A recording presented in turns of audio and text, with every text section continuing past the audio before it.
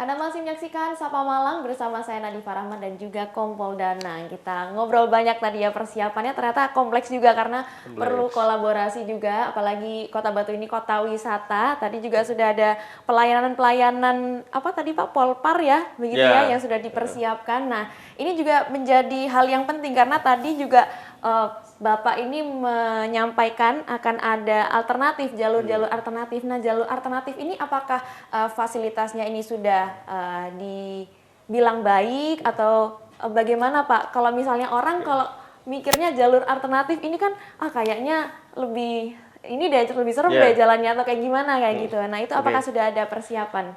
Yang seperti saya sampaikan tadi, jalur alternatif ini bertujuan untuk meng-highlight jalur alternatif tersebut.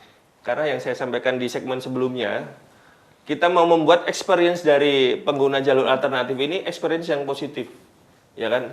Yang saya sampaikan tadi, jalannya bagus, lebih lancar, pemandangannya bagus, udaranya lebih sejuk, gitu. Terus ada hidden gem yang tadi, tentunya justru akan lebih oke daripada jalur-jalur karena kita ingin membuat citra bahwasanya jalur alternatif ini lebih menyenangkan dari jalur utama untuk supaya nanti tahun depan ini masyarakat secara otomatis bisa tergerak untuk saya pernah lewat di situ tahun kemarin katakan lewat Jalibar atau lewat jalur alternatif yang dari Selekta tembus ke Pandanrejo, ternyata ada kafe ini pemandangannya lebih oke, lebih hijau gitu.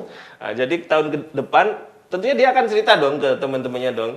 Tahun depan akan mempermudah pekerjaan kita karena dia sudah mendapatkan informasi dari experience temannya yang sudah melewati jalur alternatif pada tahun ini. Jadi secara tidak langsung mendrive pengguna jalan yang lain untuk bahkan bisa jadi nanti jalur alternatif ini yang lebih rame daripada jalur utama. Jadi bisa balance kita antara jalur alternatif dan jalur utama gitu, Mbak. Berarti sudah dipersiapkan ya mulai dari fasilitasnya seperti jalan, lalu juga tentunya kita cek jangan sampai nanti jalannya jelek atau ada lubang atau ada penyempitan atau rawan longsor karena kita tidak memberikan, kita sudah memohon ataupun mengajak masyarakat untuk ayo dong lewat sini, tapi ternyata setelah lewat situ kok gini ya, itu yang kita hindari. Jadi itu yang kita persiapkan dengan matang, dengan stakeholder terkait, dengan OPD terkait supaya masyarakat ini jadi hobi lewat jalur alternatif ini. Karena orang sekarang ini kecenderungannya adalah mencari pengalaman baru, dan ketika pengalaman baru itu positif akan mendrive dia untuk menyampaikan ke teman-temannya yang lain, sehingga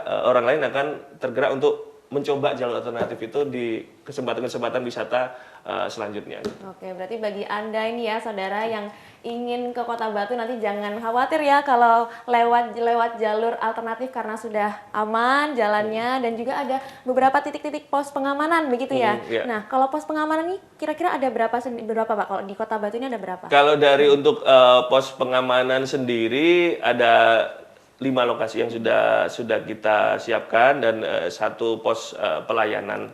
Itu nanti ada di untuk pos pelayanan rencana kita ada di pos Batos itu karena sudah kita konsep itu di lantai bawah itu semacam cafe public space. Di situ ada charging station, ada tourism center, juga ada layanan-layanan informasi yang lain seperti kalau memang butuh layanan kesehatan apa segala macam kita siapkan di situ.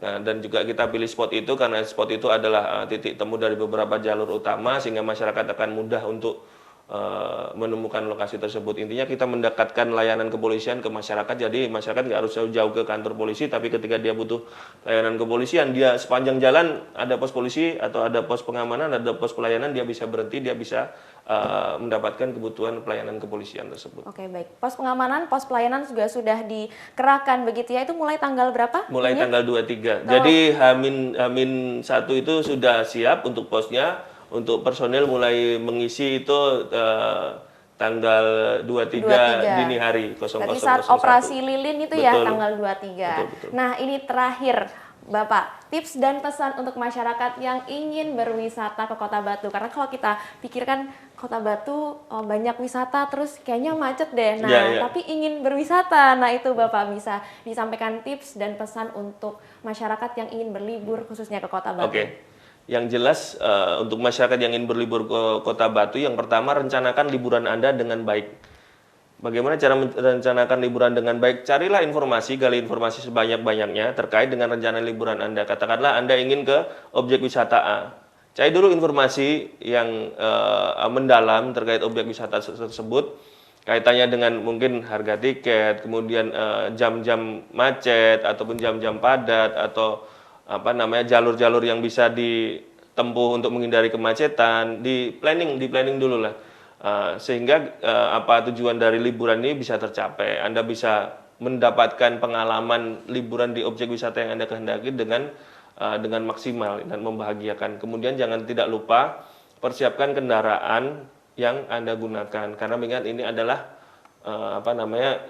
puncak musim hujan atau sudah mulai musim hujan. Jadi jangan sampai nanti kendaraannya tidak siap, ban yang sudah tidak layak, kemudian pengereman dan lain-lain, karena kita tahu sendiri bahwasanya beberapa jalur di Kota Batu ini ada tanjakan maupun turunan yang cukup curam. Walaupun kita sudah siapkan langkah-langkah preventif, tapi akan lebih baik yakinkan jangan ambil resiko, karena yang menjadi taruhan adalah keselamatan dari keluarga Anda sendiri, penumpang kendaraan. Persiapkan dengan baik, matang, kemudian ketika nanti sudah di Kota Batu, perhatikan keamanan pribadi, entah itu keselamatan, kemudian barang-barang bawaan Anda sekalian. Jangan terlalu mengumbar perhiasan, mungkin barang-barang berharga. Jangan sampai nanti yang niatnya liburan mendapatkan pengalaman yang baik menjadi pengalaman yang buruk karena menjadi korban tindak kriminal.